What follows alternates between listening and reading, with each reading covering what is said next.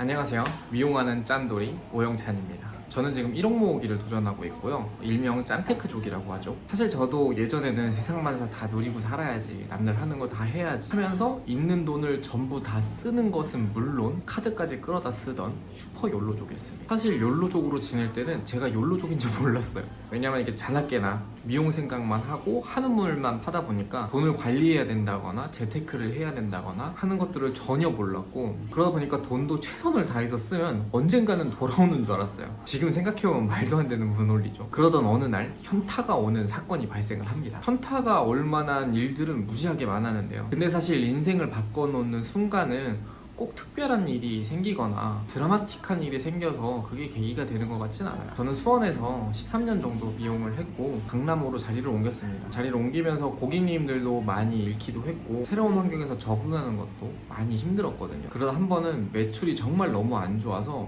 월급을 40만 원을 받게 된 거예요. 미용을 13년을 했는데 40만 원이면 너무 충격적이잖아요. 요때 1차로 현타가 옵니다. 근데 자리 잡아가는 과정이 힘들 거라고는 이미 예상을 했었고, 너무 충격적인 월급이지만 관두고 다른 미용실을 가야 되나, 아니면 뭐 미용 말고 다른 일을 해야 되나, 이런 생각이 들 만큼 마음이 흔들리진 않았지만 요때 2차로 현타가 옵니다. 왜냐면 다들 뭐 회사 다니거나 하면은 일정한 월급이 때가 되면 나오잖아요. 물론 저도 제가 많이 하면 많이 버는 프리랜서긴 하지만 말이 좋아 프리랜서지 고객이 없으면 그냥 프리입니다.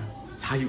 하지만 오랫동안 이제 해온 일이기도 하고, 꼭 미용하는 사람 중에 성공한 사람이 되고 싶다는 그런 생각을 미용을 처음 시작할 때부터 가지고 있었고, 그 마음이 흔들리진 않더라고요. 그래서 마음을 다시 다잡고 화이팅을 외쳤죠. 근데 사실 40만 원으로 생활을 한다는 것 자체가 상식적으로 불가능하잖아요. 하지만 진짜 말도 안 되는 돈밖에 없으면 상식에서 벗어나게 되더라고요. 그리고 엄청나게 현실적으로 생각하게 됩니다. 그렇지 않으면 돈이 없으니까. 유튜브로 절약 방법 같은 걸 이제 찾아봐서 뭐 공부를 하거나 그렇게 하면서 절약을 해야지 라는 생각도 없었어요. 그냥 닥치고 다 끊자, 그런 마음으로 다 끊기 시작합니다. 첫 번째로는 보험이었고요.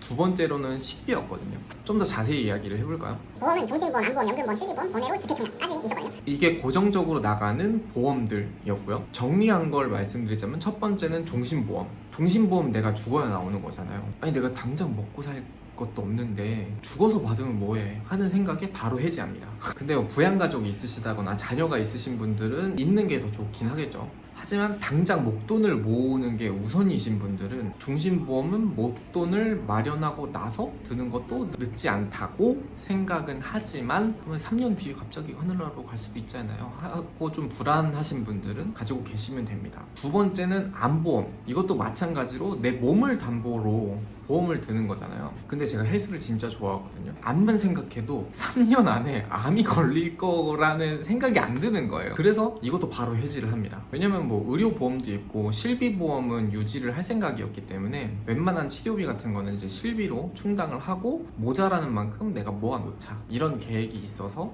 바로 해지를 했습니다. 그리고 연금보험도 현재는 납부하고 있지 않습니다. 이건 이유가 조금 다른데요. 물론 지금 당장 내는 것도 아깝기도 하고, 만약에 30만 원씩 내고 30만 원씩 돌려받는 거라고 생각했을 때 60세가 됐을 때 30만 원으로 돌려받는다고 해도 그 가치가 당연히 떨어지지 않을까? 라는 생각이었고, 쉽게 말하면 지금 10,000원으로 먹을 수 있던 짜장면이 60세가 됐을 때 당연히 그거보다 더 오를 거 아니에요. 물가가 올라가니까. 그렇게 생각하니까 지금 이 돈을 내는 게 너무 아깝더라고요. 사실 돈이 아깝다기보다는 내가 그만큼 목돈을 모아야 할 시간이 길어지니까요. 그래서 이것도 현재 납부하고 있지 않습니다. 그리고 주택청약은 일시적으로 감액을 했어요. 7만 원을 감액을 하고 그 돈을 한 달 식비로 충당했습니다. 그리고 줄인 몇 가지 다른 것들을 말씀을 해드리자면, 통신비는 지금 있는 집이 인터넷이 없어서 그대로 쓰고 있는데 할인이 많이 되는 요금제여서 48,000원짜리를 쓰고 있습니다. 데이터 무제한으로 쓰고 있거든요. 그래서 요거는 그냥 유지를 했어요. 교통은 당연히 대중교통, 택시는 그냥 선택란에 없습니다. 품절이에요. 이렇게 해서 한 달에 교통비가 한 7만 원 정도 나오고요. 제일 중요한 이제 밥값. 이것도 당연히 외식은 선택란에 없고요. 배달 선택란에 없고요. 외식을 하고 싶으면 한 달에 한 번 정도 이제 본가에 내려가면 됩니다. 본가에 또 내려가면은 대한민국 이 어머님들이 그냥 가게 두지 않습니다. 먹을 거 잔뜩 챙겨주죠. 그거 하나도 안 빼놓고 다 가져옵니다. 그래서 집에서 해 먹어요.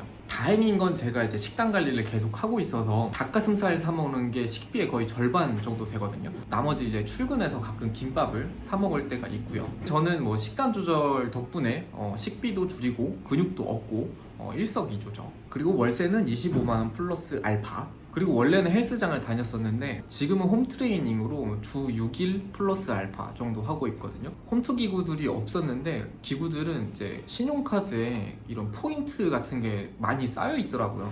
그래서 그걸로 100% 다 샀습니다. 그리고 수원의 본가에 있던 덤벨 막 30kg짜리 막 이런 것도 서울로 이제 가지고 올라왔습니다. 정말 뒤진 줄. 이렇게 해서 한 달에 고정적으로 나가는 금액이 12만 원, 청약 3만 원, 통신비 4만 8천 원, 교통비 7만 원, 밥값 25만 원, 월세 25만 원. 그래서 총 65만 8천 원으로 생활을 하고 있어요. 사실 나중에 유튜브를 보고 알았는데 이걸 되게 스마트한 방법으로다가 고정지출, 변동지출 이렇게 나눠서 관리하는 방법이 있더라고요. 간단하게 설명을 드리면 고정지출은 제가 지금 앞서 설명해드렸던 것들, 고정적으로 숨만 쉬어도 나가는 비용들, 그리고 변동지출은 대부분 조금 충동적인 것들, 뭐 옷 사거나 배달해 먹거나 디저트 사 먹거나 이런 것들을 이제 변동지출이라고 하는데, 사실 저는 그냥 너무 무식하게 당장 줄일 걸 다 줄이고 보니까 자연스럽게 변동지출은 안 하게 되더라고요. 아니 내가 지금 뭐 공신보험도 지금 해지해가지고 내일 당장 죽어도 돈 한 푼 안 나오는 판에 변동지출은 그냥 처음부터 선택란에 얘도 없었던 거예요. 그리고 만약에 변동지출 중에 이제 정말 내가 지금 필요하긴 하지만 당장 필요하진 않은 건데 필요하긴 한 것들, 그런 게 있을 땐 저는 당근마켓을 먼저 킵니다.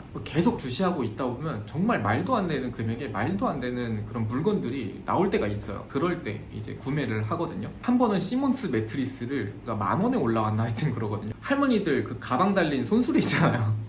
그 조그만 걸로 1kg를 가지고 왔던 기억이 나요. 그것도 진짜 뒤진. 많은 분들이 뭐 돈을 모으는 게 의지가 먼저냐, 방법이 먼저냐 이렇게 많이들 말씀하시는데, 저는 당연히 의지가 먼저라고 생각을 해요. 제가 홈트를 하잖아요. 이게 사실 헬스장 가는 것보다 훨씬 마음 먹기 힘들다고 많이 말씀하시거든요. 저는 돈 모으는 것도 운동하는 거랑 똑같다고 생각을 해요. 지금 당장은 힘든데 이게 훗날 미래를 결정짓는 가장 중요한 순간이라고 한다면 지금 이 순간을 헛되이 쓸 수가 없는 거예요. 여러분들도 혹시 지금 목돈을 모으시고 있거나 지금부터 돈을 모으려고 하시는 분들이 있으시다면 이 이야기를 꼭 해드리고 싶어요.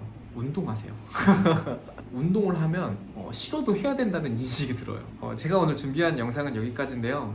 내용이 괜찮으셨나요? 너무 두서없이 말해서 잘 전달됐을지 모르겠는데 저랑 같이 꼭 1억을 모으는 걸 성공하셔서 같이 김밥 먹어요.